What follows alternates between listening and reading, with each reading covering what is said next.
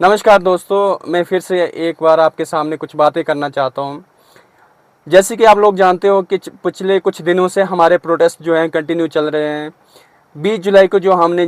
एक मोर्चा जो है हमने पार्लियामेंट के आसपास हमने जो है वहाँ पे प्रोटेस्ट किया।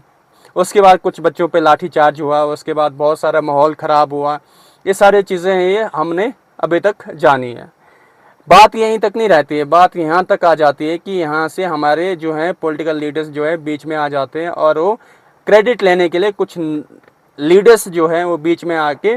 उस प्रोटेस्ट का है क्रेडिट लेने के लिए आ जाते हैं। जैसे कि हम लोग जानते हैं हमारे एलओपी राहुल गांधी जी हैं, वो अपना प्रोटेस्ट जो है कंटिन्यू करते हैं। वो पीएम आवास के बाहर बैठ जाते हैं और कुछ पुलिस वाले आते हैं, उनको थोड़ा बड़ी बुरे तरीके से उठा के ले जाते हैं। तो उसके बाद जो है आम आदमी पार्टी का जो है इसमें कुछ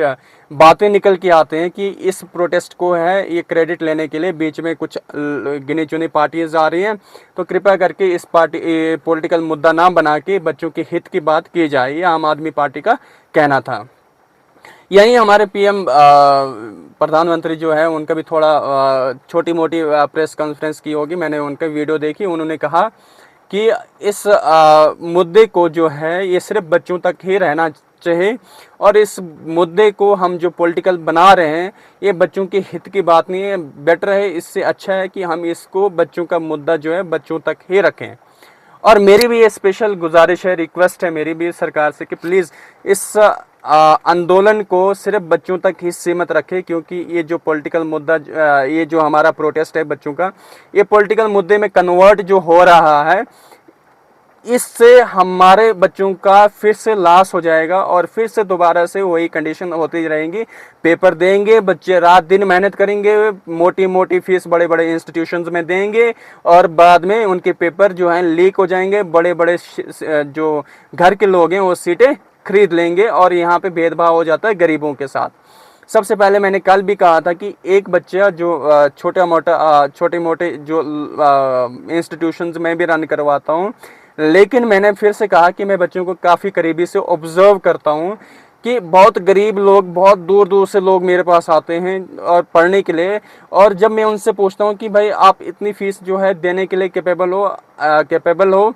तो आप लोग ये मैनेज कैसे करते हो, तो उनका सिंपल कहना है कि सर हमने, कहते हैं कोई ज़मीन बेच ली, किसी ने क्या कर लिया, किसी ने क्या कर लिया, किसी के पापा जो है मजदूरी करता है, किसी का पापा रेड़ी चलाता है, तो उस मोटी फीस को वो हमें जो है देता है या दूसरे इंस्टीट्यूशन में अपनी वो मोटी मोटी फीस देता है। लास्ट में वही बच्चा रात दिन मेहनत करके अगर उसकी सीटें बिक जाती हैं या उसकी सीटें जो है पेपर लीक हो जाता है, तो उस बच्चे के लिए एक सदमे से बाहर कोई बड़ी बात नहीं है। तो इसलिए हम चाहते हैं, मैं एज ए बीइंग टीचर, मैं सिर्फ इतनी मेरी रिक्वेस्ट है सरकार से, प्लीज़ इस मुद्दे को पॉलिटिकल ना बना के इस मुद्दे को सिर्फ बच्चों तक ही रखा जाए। और जो नीट के पेपर हैं लीक हुए हैं, इससे पेपर जो इससे पहले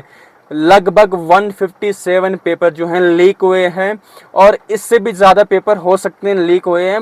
बट एज ए डाटा जो है 157 पेपर लीक हुए हैं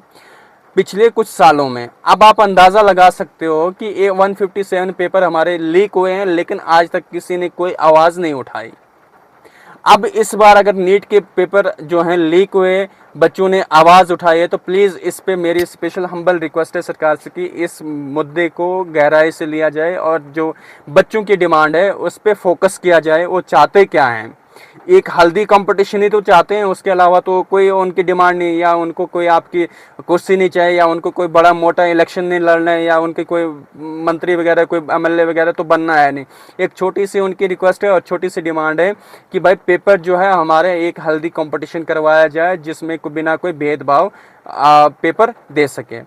अब दो तरह के बच्चे होते हैं, एक बच्चा वो होता है जो कैपेबल होता है कि अगर उसका कल को पेपर नहीं भी होता है, वो कैपेबल होता है कि वो अपनी कोई बिजनेस कर ले या कोई अपने फादर का बिजनेस है उसको अपग्रेड करें। लेकिन एक गरीब बच्चा होता है, उसके लिए सिर्फ रात दिन एक ही सपना होता है कि भाई मैं डॉक्टर बनूं और डॉक्टर बन के अपने माँ बाप का नाम रोशन करूं। और अगर कल को उसका पेपर लीक हो जाता है तो उसका सिर्फ उसका सपना नहीं टूटता है, उसके साथ साथ उसके घर वालों का भी सपना टूटता है और वो सारा जो है जब वो क्वालिफाई करता है उस एग्ज़ाम को, और जब वो उस एग्ज़ाम को पास करके अपनी ट्रेनिंग जाता है या अपने कॉलेज उसको ये होते हैं, तो उससे सिर्फ उसको खुशी नहीं मिलती बल्कि उसकी फैमिली भी उससे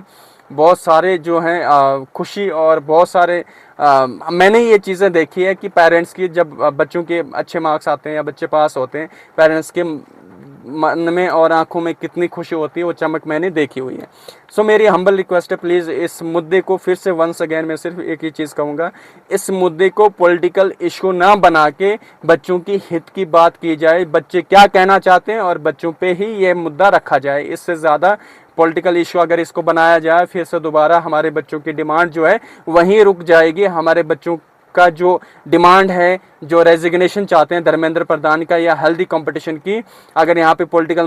मुद्दे में कन्वर्ट हो गया तो हमारे बच्चों की कोई नहीं सुनेगा। सो मेरी हम्बल रिक्वेस्ट है वंस अगेन सरकार से, जो भी हमारी सरकार अभी पावर में है, हम उनसे रिक्वेस्ट करते हैं कि बच्चों का मुद्दा है, बच्चों का मुद्दे पे ही रखा जाए, इससे ज़्यादा ये पॉलिटिकल इशू ना बनाया जाए। और मैं दूसरे जो पॉलिटिकल पार्टीज़ में मैं चाहता हूँ कि ये सपोर्ट करें पॉलिटिकल पार्टीज़, लेकिन इसको पर्सनल यूज़ के लिए ना लें। सिर्फ बच्चों का मुद्दा है, बच्चों के मुद्दे तक ही रखें। जय हिंद, जय भारत।